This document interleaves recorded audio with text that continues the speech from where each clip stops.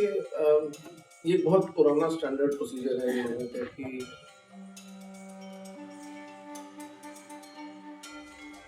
मांस की हड्डियां फेंकी जाएंगी, आपकी बच्ची के सलवार में हाथ डाला जाएगा, आपकी गाड़ी के आगे मोटरसाइकिल लगाई जाएगी, एक कृत्रिम झगड़ा किया जाएगा, ताकि अल्टीमेटली एक सभ्य समाज का व्यक्ति क्या करेगा, परेशान होकर के कहेगा चलो यार यहाँ से बाहर चलते हैं।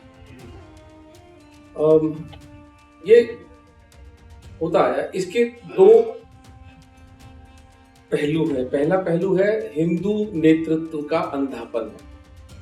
मैं बीजेपी के एक एमपी से, दिल्ली के एमपी से, जब हमारे राजस्थान में राइट टू हेल्थ नाम का एक बेहुदा कानून लाया गया था तो उसके संदर्भ में मिलने आया था, तो वो उनका उत्तर सुन के मैं इतना निराश हुआ कि मैंने उनसे बात करना ही बंद कर दिया। लेकिन जिन सज्जन मुझे लेकर गए थे उन्होंने कहा कि डॉक्टर साहब धर्मांश का काम करते हैं। तो मैं उनको तो कहा क्यों, मैंने कहा बात शुरू कर दी। लेकिन बात शुरू कर दी, बोले डॉक्टर सर धर्मांश क्या करते हैं आप धर्मांश फाउंडेशन?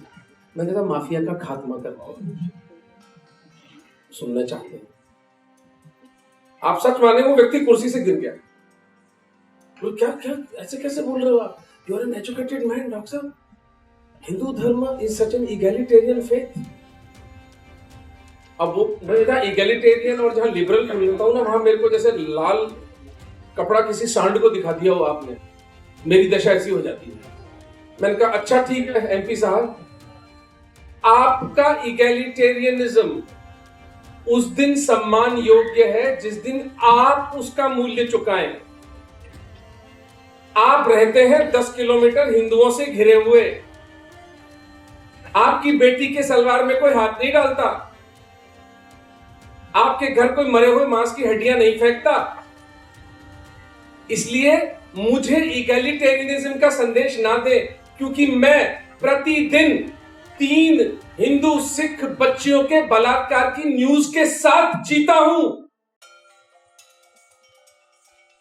आपका इगैलिटेरियनिज्म एक भद्दा मजाक है। आपके इगैलिटेरियनिज्म की, आपके लिबरलिज्म का मैं उस दिन सम्मान करूंगा जिस दिन आप इनके किसी घेटों में जाकर रहिए और वहां उस दिन पूछूंगा, हाँ साहब एमपी साहब कितनी लिबरलिज्म? आप तभी तक आपके लिबरलिज्म का मूल्य वो 10 साल की बच्ची सिंध में चुका रही है। वो बॉर्डर पर हिंदू सैनिक जो गोली खा रहा है वो आपके इस लिबरलिज्म की कीमत चुका रहा है। तो जो आपने समस्या उठाई है उसके 2 पहलू हैं। First is the intellectual bankruptcy and the complete moral degradation of Hindu leadership. इसलिए इनको जगह जगह हर मंच से अपमानित करें, बिना क्रोधित हुए, बिना उत्तेजित हुए, फैक्ट्स फिगर्स के साथ। 88% से 78% हिंदू हो गए, पाकिस्तान में 15% से 2% हो गए, बांग्लादेश में 35% से 7-8% हो गए। जिस दिन हिंदू नेतृत्व ने, अब जैसे सिटीजनशिप अमेंडमेंट एक्ट आया, भगवान राम लला की स्थापना हुई, राम राज्य का कम से कम बीज तो पड़ गया, राम राज्य आने में भी बहुत समय लगेगा। ये सब तब हुआ जब हिंदू समाज ने नीचे से प्रेशर डाला। ठीक उसी तरह से हमें इगैलिटेरियनिज्म का भद्दा उपदेश ना दे, क्योंकि उसकी आड़ में व्यभिचार होता है। दूसरा जो पहलू इस समस्या का वो है लोकल यूनिट्स। मैं इसीलिए आज जो प्रारंभ में मेरा वक्तव्य था, मैं यहाँ पर आपके सामने आंसू बहाकर इसीलिए गया था। धर्मांश, the only weapon you have। आज मेरे पास 100 करोड़ रुपए होते धर्मांश फाउंडेशन में, आप मुझे बताते पुरानी दिल्ली से किस हिंदू का मकान खाली हो रहा है, मैं मुंह पर फेंकता जाकर पुलिस, मीडिया और जुडिशरी के मुंह पर, और वो हिंदू को वहीं पर बसाता। जिस समाज में, जिस राष्ट्र में पैसा ही सत्ता का साधन है, if money is the transactional medium, if money is power, Hindu समाज का सामूहिक धन कहां है भैया? कहां है आपका सामूहिक धन? जैसे मंदिरों को हम फ्री करा लेंगे, अगले जन्म में करवा लेना, अगले जन्म में मंदिर फ्री करवा लेना। इस जन्म में मंदिर फ्री हो जाए तो मैं ये बच्ची कुची मुझे भी कटवा लूंगा। मंदिर फ्री नहीं होंगे। मंदिर फ्री होने के लिए जो नेतृत्व चाहिए, जो आत्मवान प्रज्ञावान साधु समाज चाहिए, वो आपके पास है ही नहीं। कौन लीडरशिप देगा? और फिर क्या करेंगे? सबसे पहला सवाल जो आता है, कौन जब टेंपल फ्री हो जाएंगे उनको कौन चलाएगा? और इस डिबेट को मैं कम से कम इस समूह के लिए आज खत्म कर देता हूं। ये टेंपल फ्रीडम का जो रोना रोते हैं मूर्ख हिंदू, आपको पता है कितने बड़े बड़े टेंपल्स गवर्नमेंट कंट्रोल में नहीं है? राजीव भाई ध्यान से सुनना मेरी बात। राजस्थान में सालासर जी का मंदिर है, राजस्थान में मेहदीपुर बालाजी का अरबों रुपए का सालाना चढ़ावा आता है, और ये मंदिर गवर्नमेंट कंट्रोल में नहीं है। कहां जाता है इनका पैसा? 10 रुपए कभी हिंदू समाज के लिए दिए? इसलिए मुंह मत खुलवाओ। मूर्खतापूर्ण सोल्यूशन हिंदू समाज ना दे। 15 वर्ष के चिंतन के बाद मेरा थिंक टैंक, हम लोग इस परिणाम पर, इस निष्कर्ष पर पहुंचे हैं। एक हथियार है हिंदू समाज के पास पकड़ने का, और वो है धर्मांश। इसलिए नहीं कह रहा हूं कि मैं सबसे पहले इस पर पहुंचा था। मैं आपको पहले कह चुका हूं कि ये शरीर, ये मिट्टी का शरीर, ये हाड़ मांस का शरीर कोई मायने नहीं रखता। मैं भगवान कृष्ण का दिव्य संदेश समाज तक लाया हूं। अगर हिंदू समाज को बचना है तो धर्मांश को आपको सपोर्ट करना होगा। आप 100 करोड़ रुपए महीने का, जिस दिन हिंदू समाज के पास एक सेंट्रल कॉर्पस जेनेरिक फंड होगा, उस दिन इस देश के अंदर से, मेवात से, चांदनी चौक से हिंदुओं का पलायन अपने आप बंद हो जाएगा, और कोई मार्ग नहीं है, कम से कम मेरी दृष्टि में।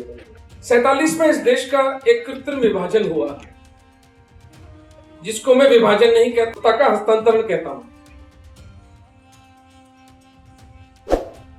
कोई इनकम एक्सपेंडिचर अकाउंट रख के मुझे बताए कि इस सत्ता के हस्तांतरण से हिंदुओं को मिला क्या?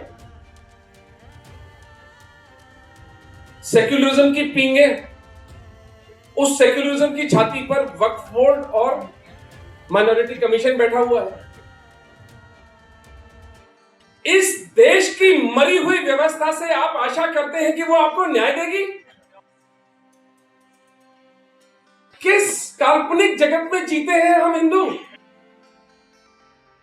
यार एक बात बताओ जरा मुझे, आप में से सब लोगों ने प्लॉट खरीदे होंगे ना जयपुर या दिल्ली में? जमीनें खरीदी होंगी ना?